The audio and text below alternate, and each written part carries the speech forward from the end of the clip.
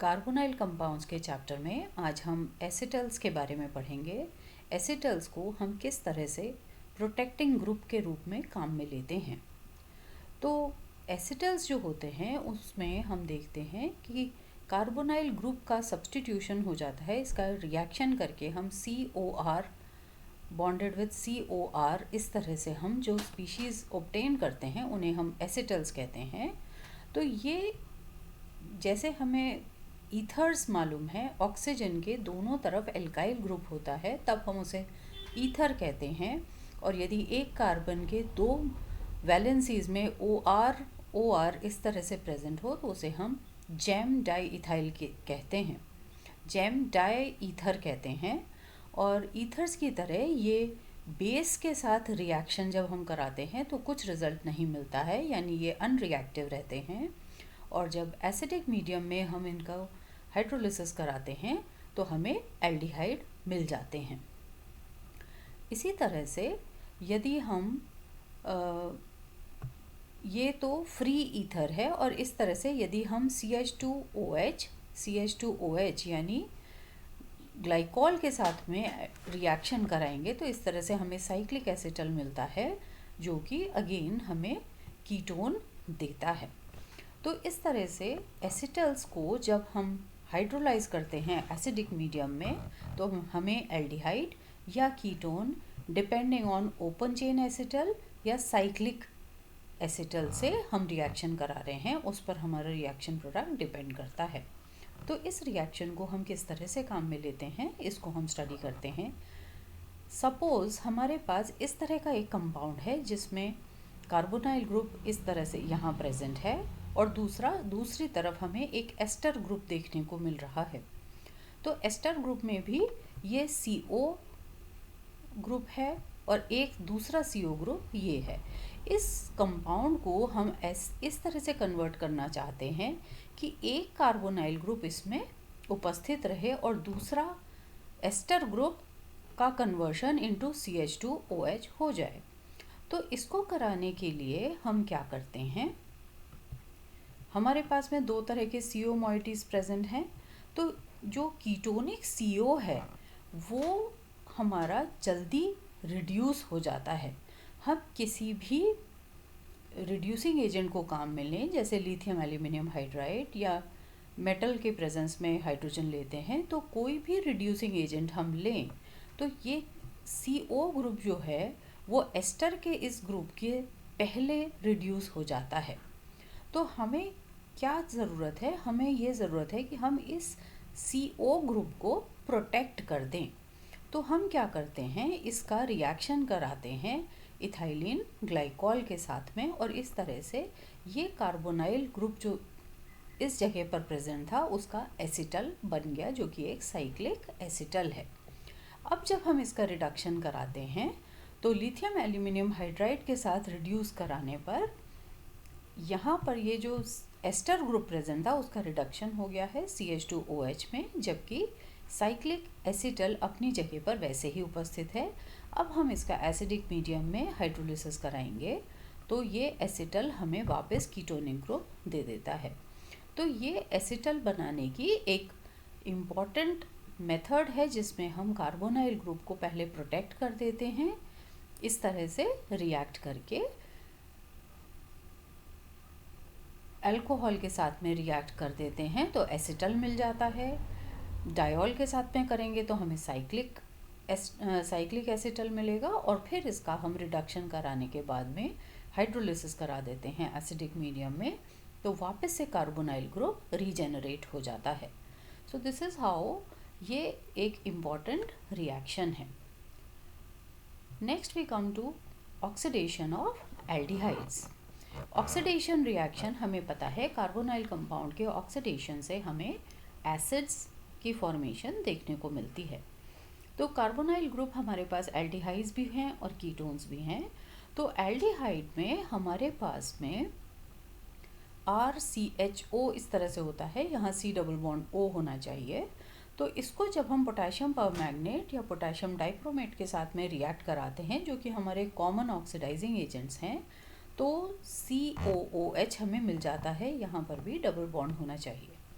Please pay attention, इसको आप correct कर लें। CrCHO में CO डबल बॉन्ड यहाँ पे होगा और RCOOH में C डबल बॉन्ड O इस जगह पर मौजूद रहेगा। तो ये हमारे नॉर्मल ऑक्सीडाइजिंग एजेंट्स हैं जो कि हम काम में लेते हैं। इन एजेंट्स का यूज़ करने पर हमें कीटोन्स का ऑक्सीडेशन देखने को नहीं मिलता है, क्योंकि कीटोन्स के केस में इस हाइड्रोजन की जगह पर एल्काइल ग्रुप होगा और इस एल्काइल ग्रुप का रिमूवल सिंपल ऑक्सीडाइजिंग एजेंट्स के साथ में पॉसिबल नहीं होता है। इसी प्रॉपर्टी को हम लैब में यूज़ करते हैं एल्डिहाइड्स और कीटोन्स में डिफरेंशिएट करने के लिए। आपको याद हो प्रैक्टिकल में जब आप कार्बोनाइल ग्रुप की प्रेजेंस डिटेक्ट करते हैं, उसके बाद में हम फेलिंग सॉल्यूशन के साथ में, जो कि बेसिक कॉपर सल्फेट का सॉल्यूशन होता है, तो उसके साथ में जब हम रिएक्शन कराते हैं तो हमें रेड प्रेसिपिटेट क्यूपरस ऑक्साइड का मिलता है। वो किस वजह से मिलता है? एल्डिहाइड ग्रुप ये बहुत माइल्ड हमारे ऑक्सीडाइजिंग एजेंट्स हैं, तो इन माइल्ड ऑक्सीडाइजिंग एजेंट से इस RCHO का ऑक्सीडेशन हो जाता है और जो क्यूपरस ऑक्साइड था उसका हमें क्यूपरिक ऑक्साइड का रिडक्शन होके हमें यहाँ पे क्यूपरस ऑक्साइड का रेड प्रेसिपिटेट मिल जाता है। इसी तरह से जब हम टॉलेंस रिएजेंट के साथ में एल्डिहाइड्स का रिएक्शन कराते हैं तो उसमें भी हमें सिल्वर मिरर रिड्यूस होकर के सिल्वर मिरर मिल जाता है और इस RCHO का ऑक्सीडेशन इंटू RCOOH देखने को मिलता है। नाउ ये जो सिल्वर ऑक्साइड है ये बहुत वीक ऑक्सीडाइजिंग एजेंट है, तो यदि हमारे पास में एल्डिहाइड में अनसैचुरेशन भी है, डबल बॉन्ड प्रेजेंट है, तो इस तरह से क्रोटन एल्डिहाइड है, इसको जब हम सिल्वर ऑक्साइड के साथ में रिएक्ट कराते हैं तो डबल बॉन्ड पर कोई असर नहीं होता, इसमें इसका ऑक्सीडेशन नहीं होता है और ओनली CHO ग्रुप का ऑक्सीडेशन देखने को मिलता है और इस तरह से हमें क्रोटोनिक एसिड मिल जाता है। अनदर रिएक्शन जो हम लैब में यूज़ करते हैं वो है बेनेडिक्ट सॉल्यूशन का। तो बेनेडिक्ट सॉल्यूशन में हमारे पास कॉपर सल्फेट, सोडियम कार्बोनेट और सोडियम साइट्रेट का विलयन होता है, ये सॉल्यूशन होता है इन सब कंपाउंड्स का। तो इसके साथ में जब हम एल्डिहाइड को गर्म करते हैं तो aldehyde sodium salt of acid में कन्वर्ट हो जाता है, RCOONA मिल जाता है और अगेन हमें red precipitate of cuprous oxide मिलता है। तो इस तरह से एल्डिहाइड्स को वीक ऑक्सीडाइजिंग एजेंट्स के साथ में रिएक्ट करने पर हमें रिएक्शन प्रोडक्ट मिलता है depending on our reacting species. तो इससे हम एल्डिहाइड या कीटोन में डिफरेंशिएट कर सकते हैं। तो जब हम कीटोन्स के ऑक्सीडेशन की बात करते हैं तो हमें क्रोमिक एसिड या नाइट्रिक एसिड जैसे स्ट्रॉन्ग ऑक्सीडाइजिंग एजेंट्स को यूज़ करना पड़ता है। तो जब हम इस तरह के रिएजेंट्स को एसीटोन के साथ में रिएक्ट कराते हैं तो क्या हमें देखने को मिलता है? CH3COCH3 में कार्बोनाइल ग्रुप के एक तरफ का CC बॉन्ड ब्रेक हो जाता है। तो जब ये बॉन्ड ब्रेक हो जाएगा तो CH3COOH हमें मिल जाता है एसिटिक एसिड। तो हम देख रहे हैं स्टार्टिंग कंपाउंड में हमारे पास में 3 कार्बन थे, लेकिन जो एसिड हमें मिला है उसमें -1 कार्बन एटम प्रेजेंट होता है। एसीटोन 3 कार्बन वाले कंपाउंड से हमें एसिटिक एसिड 2 कार्बन वाला एसिड मिलता है, क्योंकि एक कार्बन यहाँ पे ऑक्सीडाइज होकर के कार्बन डाइऑक्साइड में कन्वर्ट हो जाता है। इसी तरह से यदि हम एसिटोफिनॉन लेते हैं तो हमारे पास में COCH3 इस तरह से यहाँ पे बॉन्ड ब्रेकिंग हो जाएगी और हमें प्रोडक्ट के फॉर्म में C6H5COOH बेंजोइक एसिड मिल जाता है, एक कार्बन डाइऑक्साइड का मॉलिक्यूल निकल जाता है। तो इस तरह से हमारे पास में एसिड की फॉर्मेशन देखने को मिलती है। यदि हम साइक्लिक कीटोन लेते हैं और इसका ऑक्सीडेशन कराते हैं तो हमें सेम नंबर वाला डाइकार्बोक्सिलिक एसिड मिलता है, तो बॉन्ड ब्रेकिंग हो जाती है। अब जब हम कह रहे हैं डाइकार्बोक्सिलिक एसिड तो 6 कार्बन वाले कीटोन से यदि हमने लिया है 2 कीटोनिक दो तरफ हमें डाई कार्बोक्सिलिक एसिड मिलेगा। तो 2 कार्बन यहाँ पे यूज़ हो गए, तो इसलिए CH2 के 4 कार्बन की चेन के दोनों तरफ हमें COOH देखने को मिलता है। तो साइक्लोहेक्सेनॉन से एडिपिक एसिड बन जाता है। ये जो बॉन्ड ब्रेकिंग होती है इस तरह से इनॉल के फॉर्मेशन के थ्रू होती है।